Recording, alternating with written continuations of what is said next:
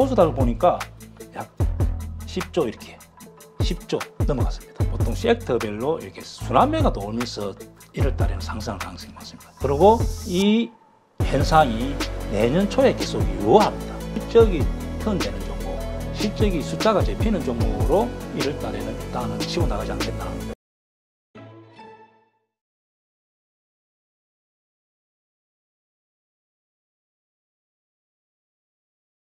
오늘 모신 분은 대입장 김영옥 선생님입니다. 안녕하세요. 네, 안녕하세요. 주식의 스트리트 파이터 대입장입니다. 자, 오늘은 우리 지난번 이야기했던 그 26일 공약, 그러니까 대주주 양도세가 실현되지 않았을 때 그 26일 공약법에 대해서 이야기를 했었는데, 어쨌건 대주주 양도세가 늦었지만 나왔습니다. 그래서 그 투자의 아이디어가 좀 사라졌어요. 이 지금 시점에서 어떻게 하는 게 좋을까? 네, 한번 좀 또 전략을 짜봐 주시죠. 이번 주 같은 경우는 원래 만약에 대주주 양도세가 10억이었다면은 작년에 그 주에 한 10조, 당일날 3조가 나왔어요. 제가 볼 때는 만약에 10억이 됐다면은 이번 주에 개인들이 약 한 10조 이상, 당일날 또 한 5조 이상 나오지 않겠나. 그렇다면은 폭락이 굉장히 많이 나왔었는데, 이번 주 같은 경우는 이제 50억 됨으로써 그 전에 좀 한 30% 정도는 매도를 했지 않겠나. 그래도 이번 주 보니까 개인들이 매도가 좀 많이 나왔습니다. 그리고 이제 또 다음 주 26일 날 배당락이 있고 하기 때문에 장 흐름이 이번 주는 좀 상승했다가 금요일 날 오늘 좀 이렇게 하락으로 갔는데, 전체적인 시장을 일단 보겠습니다. 네. 보통 우리나라 같은 경우는 현재 미국 영향을 많이 받기 때문에 미국을 한번 보겠습니다. 미국 보면 현재 깔끔하게 다우가 신고가, 간단히 보겠습니다. 자, 나스닥도 신고가 근처에 와 있다. S&P 500, 반도체 같은 경우 신고가, 대만도 신고가 거의 왔습니다. 그리고 유로. 자, 근데 한국만큼은 지금 현재 원래 한국이 650 정도 있어야 되는데 현재 600 정도 온 것은 지금 현재 거의 지수가 다른 나라에 비해서 조금 늦지만은 어느 정도 상승했다 보여집니다. 그래서 이번 주 같은 경우는 제가 보니까 여기 보면은 이 화면에서 개인, 외국인, 기관 통계를 볼 수 있는 건데, 이 날짜를 12월 18일, 12월 20일 이렇게 넣으면 됩니다. 근데 이번 주 개인들은 한 1조 6천억 매도, 사실 대주주가 10억으로 됐다면은 이것이 한 10조 정도 됐을 겁니다. 그리고 외국인들은 한 4천억 매수. 그동안에 기관이 지금 많이 샀습니다. 1조 2천억. 코스닥은 보면은 그냥 개인, 기관, 뭐 외국인 그냥 그만 이렇게 보여지고, 자, 거래 대금이 지금 원래 거래소 같은 경우는 한 10조 정도 되면은 보통 이렇게 장을 좋게 봅니다. 근데 10조 넘다가 이틀 동안 10조 이하로 좀 떨어졌기 때문에 네. 약간 에너지가 좀 부족해진다. 그래서 오늘 같은 경우 좀 밀린 경우고, 자, 코스닥을 보니까 약 10조 이렇게 10조 넘어갔습니다. 그래서 제가 볼 때는 다음 주는 약간 코스닥이 좀 좋지 않겠나 그렇게 보여집니다. 지금까지는. 그래서 다음 주 26일 날까지 내가 보유하고 있다면은 배당을 받을 수 있고 27일 날 이제 배당락이 생기는데, 좀 다음 주도 역시 변화가 좀 심하지 않겠나 그렇게 보여집니다. 대주주 양도세가 완화가 됐음에도 불구하고, 예. 그리고 이제 왜냐하면 거래 일수가 많이 쉬잖아요. 그게 사람들이 좀 심리적으로 좀 약간의 좀 불안한 것도 있고, 종목을 보면은 이번 주에 1조 얼마 정도 개인들이 매도한 것이 이제 그런 영향이지 않겠나 그렇게 보여집니다. 네. 자, 그러면 지금 주식을 들고 있는 분들 입장에서 우리가 사실 대주주 양도세 10억일 경우 예. 이런 것들 때문에 미리 팔고 또 26일 날 뭐 사고 이랬던 전략들 이번에는 그냥 잊어버리면 되는 겁니까? 그렇죠. 내가 볼 때는 10억 이상 있었던 분들이 이 앞에 좀 많이 팔았다 봅니다. 여기 보면 개인들이 보면은 1조 1조 3천억, 1조 5천억, 자, 이때 물량이 거의 다 대주주 자기가 먼저 좀 이렇게 팔았지 않겠나.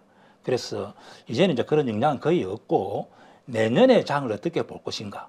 그리고 이제 26일 날 배당을 받을 것인가, 27일 날 배당락이 생겼을 때 장 흐름이 좀 약간 제가 볼 때는 뭐 행보 이 정도로 끝나지 않겠나 그렇게 보여집니다. 네, 알겠습니다. 변동성이 좀 강해질 수 있다 이렇게 말씀하셔서 혹시나 또 이렇게 떨어지는 구간이 있으면 그때 좀 사야 되나 아니면 팔아야 되나 미리 고민이 돼가지고 아마 많은 분들이 좀 걱정하실 것 같아요. 예, 제가 볼 때는 원래 저는 10억이라 하면은 26일 날 좀 매수를 많이 하려고 생각했는데 자 50억으로 됨으로써 이제 그 계획은 이제 통하지가 않고 저 같은 경우는 그냥 관망하고 연초에 좀 종목을 매수할 생각을 하고 있습니다. 아, 연초에 어떤 주식을 매수하시나요? 사실 이번에 이 대주주 양도세 50억 완화되는 조치가 나오면은 그동안 좀 많이 공매도가 몰려 있고 이러한 어떤 뭐 에코프로 같은 2차 전지주들 이쪽이 좀 급등할 거라고 봤는데 오히려 좀 이 뉴스가 나오고 나서 밀리는 모습들이 나오고 있거든요. 자, 2차 전지는 시장에서 이제 그렇게 보는 것 같습니다. 지금까지는 기대 심리로 성장성으로 이렇게 많이 상승했는데 이제는 상분기 실적이 안 좋게 나오고 4분기도 실적이 안 좋다고 다 시장에서 다 알고 있고 1분기, 2분기가 실적이 어떻게 될지 실적을 보여주지 않는다면은 제가 볼 때는 2차 전지도 상승이 제한적이라고 봅니다. 또 하락도 제한적이라고 봅니다. 왜냐하면 공매도가 없기 때문에 그리고 이제 현재 보니까 에코프로 그다음에 포스코 홀딩스 뭐 LNF 이런 종목들은 공매도 상한 물량이 조금씩 약 한 20 공매도 물량 한 20% 30% 정도 현재 상한했습니다. 그래서 상승도 제한적이고 하락도 제한적으로 보는 거죠. 저는 그렇게 생각합니다. 네. 지금 그렇다면 그동안 사실 그렇게 많이 올랐던 그 주식들 있잖아요. 지난번에도 말씀하셨지만 2차 전지주를 포함해서 AI주, 로봇주 뭐 이런 것들 내년도 저 1월 달에 초반에 공략할 만한 종목으로 보시진 않나요? 섹터로? 그렇죠. 왜냐하면 많이 올랐기 때문에 많이 오르고 하락하고 근데 제가 볼 때는 올 상반기에 많이 급등했던 뭐 AI, 2차 전지, 뭐 반도체 이런 종목들은 12월 달 말 또 1월 달에 약간 초반에 쉬어갈 가능성이 있습니다. 왜냐하면은 이제 미국이 상승을 많이 했고 우리나라 같은 경우도 현재 2,600 근처 와 있기 때문에 차라리 저볼 때는 실적이 턴되는 종목, 실적이 숫자가 잡히는 종목으로 1월 달에는 일단은 치고 나가지 않겠나. 그러니까 더 좋아지는 그렇죠. 전분기 전달에 대비해서 더 좋아지는 그렇죠. 그래서 먼저 기아차, 현대차가 먼저 치고 나간 걸 보여준 거죠. 그래서 1월 달 초에는 제가 볼 때는 상반기 급등했던 섹터보다는 그쪽에서 약간 상승하지 않겠나. 그리고 상승하고 나서 좀 그 다음에 또 순수가 초반에 상승했던 1월 달에 2월 달 상승했던 섹터가 움직일 수 있다 그렇게 보여집니다. 예.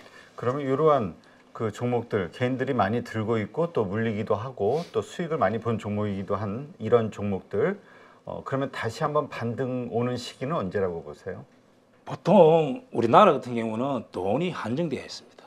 국민연금에서만 연금이 들어오면은 꾸준하게 이렇게 매수를 하는데 현재 돈이 한정되어 있다 보니까 이제 금리도 약간 높고 해서 보통 섹터별로 이렇게 순환매가 돌면서 1월 달에는 상승할 가능성이 많습니다. 그래서 제가 볼 때는 조선주가 상승, 이번에 자동차가 많이 상승했기 때문에 다음에는 뭐 조선주가 상승한다든지 실적이 잡히는 성장주보다는 실적이 잡히는 종목 위주로 1월 달 초반에 움직일 가능성이 많습니다. 제가 볼 때는. 예.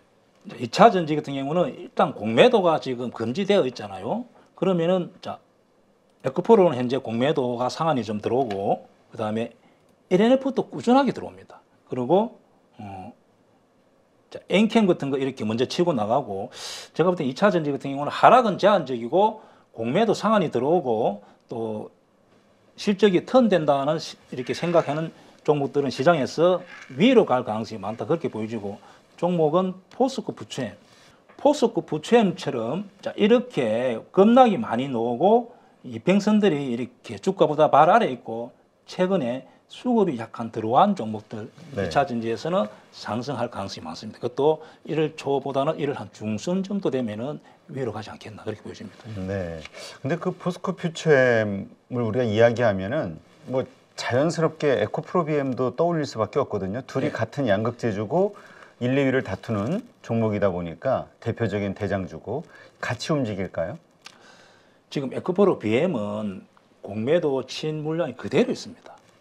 다른 종목하고는 다르게 다른 포스코 포스코 홀딩스라든지 LNF 이런 종목은 공매도 상한이 노는데 현재 에코프로 비행 같은 경우는 전혀 상한 거의 안 놉니다. 그렇다는 것은 좀 기관이나 외국인들 공매도 세력 같은 경우는 아직도 에코프로 BM을 조금 고평가되어 있다 이렇게 보는 거죠. 그래서 조금 더 약간 조정이 올 수 있다 그렇게 보여지고 그러니까 그 반등이 조금 더 길어질 수 있다. 조금 더 그렇죠. 기간 조정이 필요하다. 매수하고 싶은 분들은 한 1분기 정도 실적을 대충이라도 이렇게 나타날 때 턴된다면 매수가 좋지 않겠나 그렇게 보여지는 현재 차트를 그렇게 보여집니다. 예. 네, 알겠습니다. 그러면 지금 27일 배당락 아까도 잠깐 얘기하셨는데 배당락 이때 어떻게 우리가 대응을 할 것인가 이번에 또 제도가 바뀌었기 때문에 예. 잘 헷갈려 하시는 분들이 있을 것 같아요. 그냥 들고 갈까 아니면 그 배당락을 포기하고 좀 더 싸게 살까 뭐 여러 가지 고민하실 텐데 예, 저번 주 제가 말씀드렸는데 기존에 옛날에는 실적이 좋든 안 좋든 12월 달에 배당락을 다 시켰습니다. 근데 회사가 실적이 안 좋으면은 배당락 시키는 문제가 있잖아요. 그래서 내년 3월 달에 시총에서 이렇게 주총에서 결정하라고 이렇게 했기 때문에 약 배당하는 회사가 한 2,200개 정도에서 현재 630개 정도가 3월 달, 4월 달 주총에서 결정하기로 한 겁니다. 그 나머지들은 지금 이제 기존대로 하고 있고 그럼 그 배당을 어떻게 알고 싶으면 전화를 한다든지 공시에 보면 다 나와 있습니다.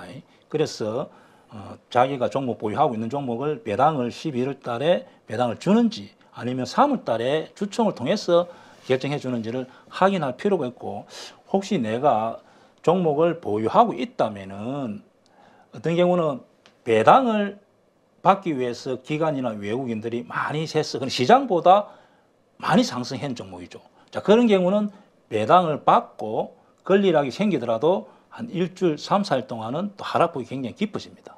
그러면은 그런 경우는 차라리 26일 날 매도하고 내년 초에 재매수하면은 수량을 더 늘릴 수가 있죠. 배당 받는 것보다 유리합니다. 그래서 제가 볼 때는 이런 종목입니다. 종목은 삼성증권 같은 경우는 배당을 굉장히 많이 주는 회사인데 이렇게 시장 수익률보다 좀 많이 올랐잖아요. 그렇죠. 그래서 이런 종목 같은 경우는 차라리 매도하고 좀 더 밀리면은 유리하다는 거죠. 매수하는 것이. 그리고 자, KT, 자, 그다음에 하이트 진로, 자, 금호 석유.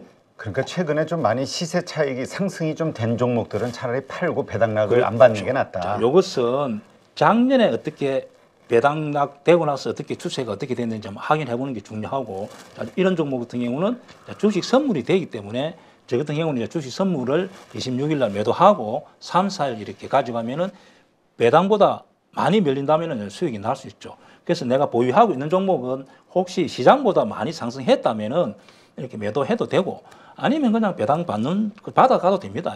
그리고 이번 기회에 이런 종목이 어떻게 되는지 또 대입장 말이 맞는지 27일 날, 28일 날 추세가 어떻게 되는지 공부한다 생각하면 도움이 되겠죠. 네. 자, 그러면 이제 26일서부터 연말 26, 27, 28, 3일 정도인데 이때 상승할 종목들 우리가 좀 공부해야 되는 종목들이 있다면 어떤 게 있을까요? 최근에 지수가 강남 모양으로 만들고 종목이 강남 차트에서 대부분 급등이 많이 나왔습니다. 그리고 이 현상이 내년 초에 계속 유효합니다. 그래서 대입장이 저번에 앞주에 종목 언급했던 종목들이 여기서 뭐 20%, 15%의 종목이 많이 급등이 나왔는데 8.15 가족분들은 대입장에 이렇게 지금 언급했던 종목을 공부해보고 내 스스로 이제 저렇게 종목을 찾아서 매매하면은 도움이 되지 않겠나. 그래서 종목을 뽑은 거고 이 종목들은 그냥 공부한다 생각하고 보면 됩니다. 혹시 사고 싶다면은 그냥 아주 소액으로 사서 진짜 어떻게 움직이는지 이제 공부해 봅니다. 그리고 저번 주 언급했던 종목들 잠깐 복습하고 지나가는데 에겐 케미칼 같은 경우는 이렇게 여기서 제가 언급했던 종목이고 한 20몇 프로 이렇게 급등하면은 좀 매도해도 됩니다. 동국제약 같은 경우도 제가 여기서 강남 자리 조선주가 먼저 오르면은 후판 이제 이렇게 들어가서 수익이 커지기 때문에 이렇게 현재 아직도 한 20 몇 프로 이렇게 수익이 나가 있는 경우고 이런 경우는 고점에 저항이 있기 때문에 매도해도 됩니다. 그리고 삼성 엔지니어링 같은 경우도 제가 여기서 언급했던 종목인데 결국 한 10 몇 프로 이렇게 상승했고 현재 보유자들 같은 경우는 뭐 3만 원 근처 가지 않겠나 그렇게 보여지는 종목이고 혹시 내가 태강이라는 종목도 언급했는데 여기서 언급했는데 이렇게 21선에 이렇게 역배열 것 같으면은 손절 아니면은 이렇게 또 헤어질 결심해야 될 자리입니다. 네. 그리고 뭐 저번 주 급등했던 종목 한번 공부해 보시고 이런 종목을 찾으면은 또 연초에 또 내년에 수익을 낼 수 있기 때문에 개인적으로 공부하는 걸 하고 자, 이번 주 갈 만한 종목 같은 경우 제가 다시 뽑았는데 이 종목들은 이 앞에 제가 언급했던 종목 또 아니면은 이 앞주에 언급했던 종목에서 상승이 많이 안 나오고 계속 추세가 위로 갈 만한 종목을 제가 다시 뽑았습니다.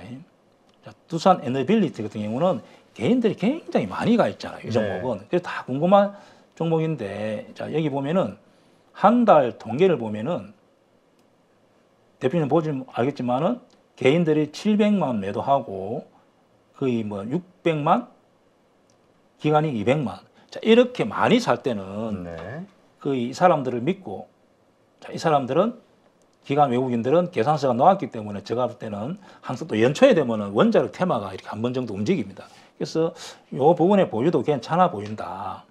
그리고 DN 오토라는 종목인데 이렇게 21선이 죽음 계획 빠지고 현재 여기가 지지된다면은 약간 위로 가지 않겠나 그렇게 뽑은 종목이고 자, 대웅은 역시 자, 대웅이 급등하고 대웅 제약이 현재 이렇게 제자리에 있습니다. 이런 경우는 대웅을 따라갈 가능성이 많습니다. 그래서 이 종목도 계속 묘하다.